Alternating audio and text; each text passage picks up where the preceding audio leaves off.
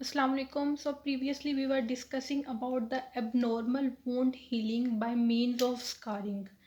Let's start our today's topic, which is fibrosis in parenchymal organs.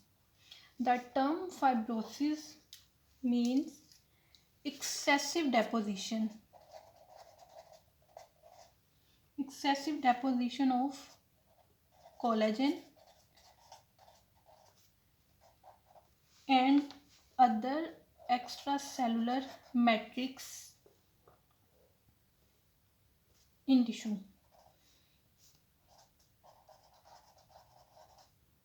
So I am saying fibrosis, the term fibrosis describes excessive collagen or extracellular matrix and other components in tissue.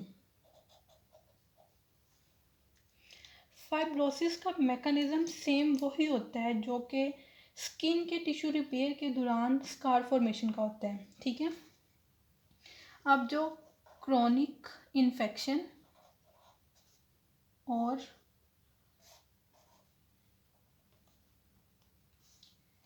Immunological reactions जो होते हैं, ये दोनों persistent stimulus भेजते रहते हैं जिसके response में पैथोलॉजिकल रिएक्शन इंड्यूस होता है, that is fibrosis, which is associated with loss of tissue.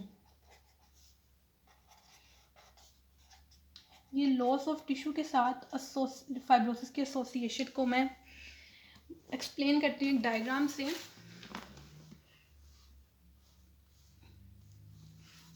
This one, ये देखें, ये है नॉर्मल एपिथीलियम, ठीक है। अब इसकी कोई टिश्यू इंजरी हुई है जिसकी वजह से एपिथीलियल की इंटेग्रिटी लॉस हो गई है। देखें ये दो सेल्स इस डायग्राम में, ये दो सेल्स इस तरह से डैमेज हुए हैं। अगर तो लिमिटेड इंजरी है तो ये रीजनरेट कर जाएगा और दोबारा से एपिथीलियम सेल जो है अपनी ओरिजिनल फॉर्म में आ जाएगी। लेकिन अगर रिपीटेड इंजरी हुई है या फिर इतनी सीवियर इंजरी हो गई है, देखें, ठीक है, तो क्या होगा कि इन्फ्लेमेशन होगी। इन्फ्लेमेशन की वजह से यहाँ पे मैक्रोफेजेस आए हैं, टी लिम्फोसाइट और दूसरे लिम्फोइड सेल्स आए हैं। ये टी लिम्फोसाइट और लिम्फोइड सेल्स ने साइटोकाइन्स रिलीज किए हैं, फॉर एग्जांपल इंटरल्यूकिन 13, और मैक्रोफेजेस ने ये TGF बीटा और मैट्रिक्स मेटालोप्रोटीनेजेस MMPs को रिलीज़ किए हैं, ठीक है। अब यहाँ से ये सारे सेल जो डैमेज सेल थे वो ख़त्म हो गए हैं, ठीक है। तो क्या होगा कि इस चीज़ को फिलअप करने के लिए यहाँ से जो फिब्रोब्लास्ट की रिक्रूटमेंट होगी वो डिफ्रेंशिएट होंगे और कन्वर्ट हो जाएंगे मायोफिब्रोब्लास्ट में, ठीक है। उसके बाद इस जगह को सबको ये फिलअप किया जाएगा by extra cellular matrix which is known as fibrosis. So this was the mechanism of fibrosis. अब टिश्यू लॉस हो रहे हैं, ठीक है, तो ऑर्गन की फंक्शनिंग पर भी तो इफ़ेक्ट आएगा ना। लेकिन अगर फाइब्रोसिस इस हद तक हो गई है कि ऑर्गन की जो मिनिमम फंक्शनिंग है वो भी नहीं हो पा रही, then it would result in organ failure.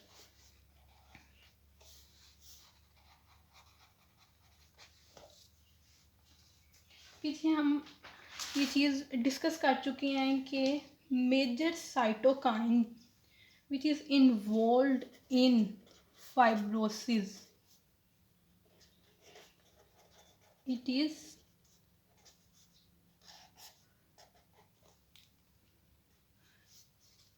TGF beta, transforming growth factor beta. So TGF beta is a major cytokine in fibrosis, ठीक है। अब TGF बीटा की एक्टिविटी को इन्हेंस करने के लिए जो कि दो इम्पोर्टेंट चीज़ें जो एज अ ट्रिगर एक्ट करती हैं for increasing activity of TGF beta, these are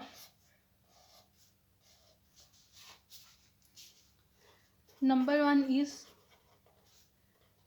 production of reactive oxygen species, and the second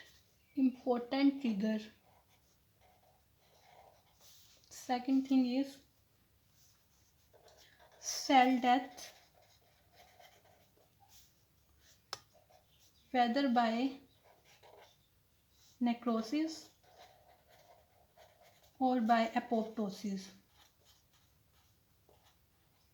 ये दोनों चीज़ें as an important trigger act करती हैं to enhance the activity of TGF beta. ठीक है, अब जो सेल्स कोलेजन प्रोड्यूस कर रहे हैं on the stimulation of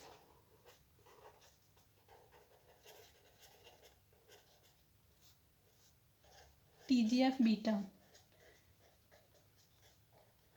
they very depending on tissue. ठीक है, TGF बीटा के स्टिम्युलेशन पे जो सेल्स कोलेजन प्रोड्यूस कर रहे हैं वो वेरी करेंगे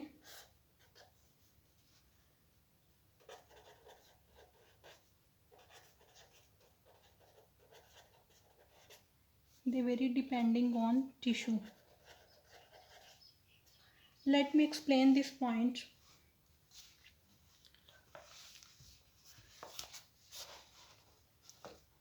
Most organs like liver, kidney, इनमें मेन सोर्स ऑफ कोलेजन है मायोफिब्रोब्लास्ट।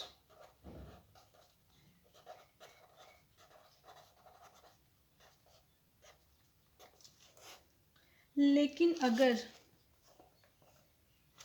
लिवर सिरहोसिस हो गया है,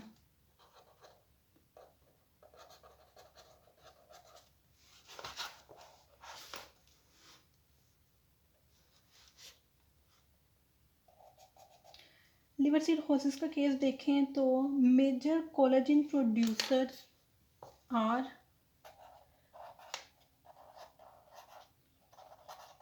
स्टीलेट सेल्स।